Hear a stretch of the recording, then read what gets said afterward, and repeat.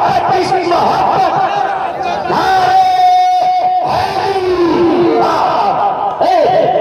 तो नूरे मुस्तफा आदम से गर्दिश करता हुआ आदम से मुंतकिल होते होते ये नूरे मुस्तफा इब्राहिम खलीलुल्लाह की पेशानी, वाह वाह वाह, इब्राहिम खलीलुल्लाह की पेशानी में आ जाता है। मैं शौक में यहाँ से गुजरता चलूंगा, इब्राहिम खलीलुल्लाह की पेशानी में नूरे मुस्तफा आ गया।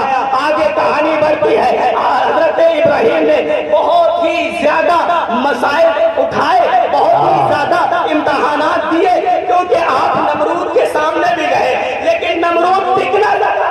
हजरत इब्राहिम के सामने क्यों ना टिक सका? क्योंकि इब्राहिम की पेशानी में नूरे मुस्तफा, नूरे मुस्तफा की वजह से इब्राहिम के सामने नमरूद ना टिक सका। आग में इब्राहिम को डाल दिया गया, लेकिन नूरे मुस्तफा की बरकत थी कि इब्राहिम को आग टच भी न कर सके। तो अजीज़ान गिरामी, यही नूरे मुस्तफा मुंतकिल होता रहा, होता रहा। हजरत इस्माइल की पेशानी में आ गया।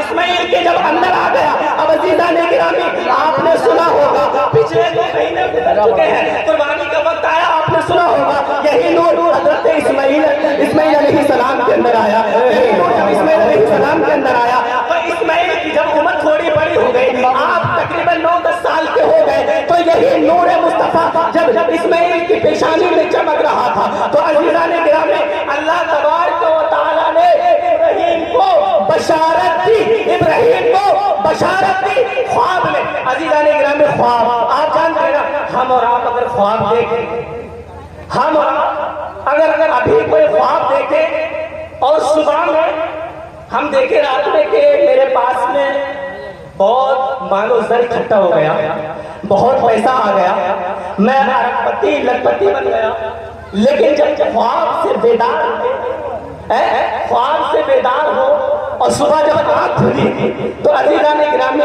तो मालूम क्या चलता है कि लखपति नहीं, वही सुबह उठकर के मालूम चला वो अपने पत्नी का लखपति नहीं बन सका।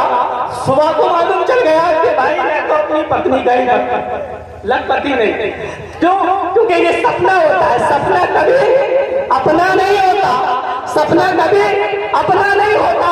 लेकिन इब्राहिम को जब अल्लाह तबारक व तआला ने सपना भेजा तो ये सपना ऐसा नहीं था कि अपना ना हो, इसी इब्राहिम ने इस सपने को अपना बनाने के दिखा दिया और इस्माइल को मिना में भेजा करके रब की बारगाह में कुर्बान करने के लिए छुरी को भी रख दिया।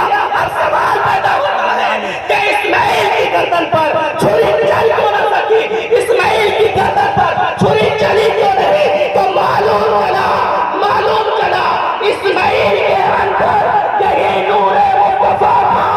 अरे नूरे मुस्तफा की वजह से इस्माइल की गर्दन छुरी टच नहीं कर सकी है। तो अजीज़ान गिरामी, ये नूरे मुस्तफा मुंतकिल होता रहा और नूरे मुस्तफा मुंतकिल होते होते आगे बढ़ता है और यहाँ तक के हजरत आमना के घर में आ जाता है, हजरत अब्दुल्ला के घर में आ जाता है। तो अजीज़ान गिरामी, जब ये नूरे मुस्तफा अपनी माँ के शिकम में, ये नूरे मुस्तफा चलते चलते मुंतकिल होते होते कहाँ आ गया? अपनी माँ के शिकम में आ गया। अब देखिए मक्के का ये दस्तक था क्या कि जब किसी का शौहर खत्म हो जाता, जब किसी का शौहर खत्म हो जाता तो क्या होता था? मक्के वालों का, अरब वालों का ये तरीका था कि वो अपनी औरतों को घर में, जैसे आजकल इद्दत औरतें गुजारती है ना, ऐसे ही वो भी इद्दत गुजारा करती थी। लेकिन उनके यहाँ पे दस्तूर था कि साल भर तक कोई न कोई खुशबू लगाएगी, न कोई इत्र लगा सकती, न कोई चूड़ी कंगन पहन सकती, न कोई सुरमा लगा सकती, वो सज बन नहीं सकते। बहुत दस्तूर पहले।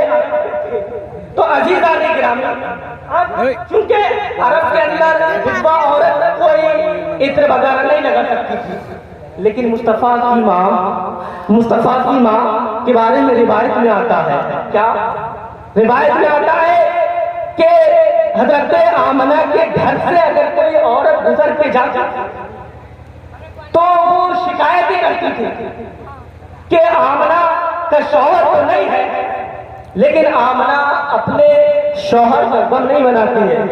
क्यों? क्योंकि वो इत्र लगाती है, वो इत्र लगाती है। जब कोई गुजर के जाता है तो उसका जिस्म और उसका कमरा, उसका मकान इतना महकता है कि गलियां महकने लगती हैं। अगर हजरत आमना कहीं से गुजर के जाती तो गलियां गलियां महकती जाती थी। तो अजीज़ान गिरामी ये शिकायत होते हजरत अब्दुल मुत्तलिब के पास अब हजरत अब्दुल मुत्तलिब को लोगों ने बताया और आपकी दादी जान हजरत फातिमा ने अपने शौहर से कहा।